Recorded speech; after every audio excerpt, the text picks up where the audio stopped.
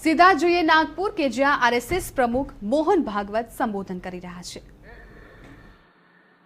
अभिमान से हमारा सीना फूल जाता है। अभी अभी दिल्ली में कर्तव्य पथ का उद्घाटन हुआ, लोकार्पण हुआ। उसमें प्रधानमंत्री जी के भाषण में उन्होंने अपने देश के नवोत्थान के इस उदय काल के दृश्य को स्पष्ट किया है। सांस्कृतिक प्रतीक, आर्थिक प्रगति के प्रतीक, हमारे देश के स्वाभिमान के प्रतीक, स्वतंत्रता के लिए जिन्होंने अपना प्राणार्पण किया, उनके गौरव के प्रतीक कैसे कैसे खड़े हो रहे, उसके पीछे अपने समाज का कर्तृत्व कैसे दौड़ रहा है, इस सारा वर्णन आपने भी सुना है। इस नवोत्थान की आहट को सुनकर हम भी प्रसन्न होते हैं और हम भी कदम से कदम मिलाकर आगे बढ़ने की इच्छा करते हैं। लेकिन इस दिशा में आगे बढ़ना है तो आत्मनिर्भर ऐसा शब्द उपयोग करते हैं हम। आत्मनिर्भर भारत की आहट हो रही है, लेकिन हमारी आत्मा क्या है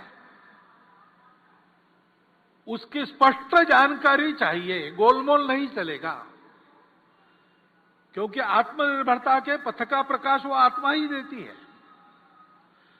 तो हम क्या है, हमारी आत्मा क्या है, इसकी जानकारी स्पष्ट और शासन, प्रशासन, समाज, नेतृत्व, कार्यकर्ता, इन सब में समान प्रकार की होनी चाहिए। ऐसा होने से हमारा पथ स्पष्ट होता है,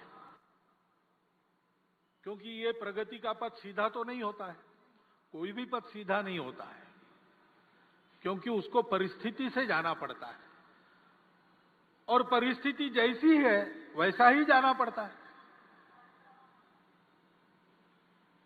यहां से मैं निकलूंगा उत्तर दिशा में जाने के लिए, डॉक्टर हेडगेवार भवन कार्यक्रम के बाद मुझे जाना है, लेकिन मुझे जाना पड़ेगा पहले दक्षिण में, बाद में मैं पश्चिम की ओर मुड़ूंगा और फिर उत्तर की ओर जाऊंगा, क्योंकि रास्ता वैसा है।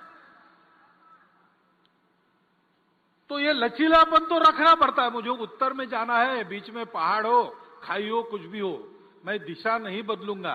ऐसा करेंगे तो संकट में पड़ जाएंगे, कदाचित पहुंच नहीं सकेंगे। तो रास्ता निकालने वालों को लचीलापन धारण करना पड़ता है, लेकिन लचीलेपन की मर्यादा भी ध्यान में तब आती है जब अपने स्व की, अपने आत्मा की ये जानकारी, ये कल्पना अपनी स्पष्ट हो और सबकी समान हो। क्योंकि सबकी समान कल्पना ऐसी होने के बाद एक विश्वास रहता है,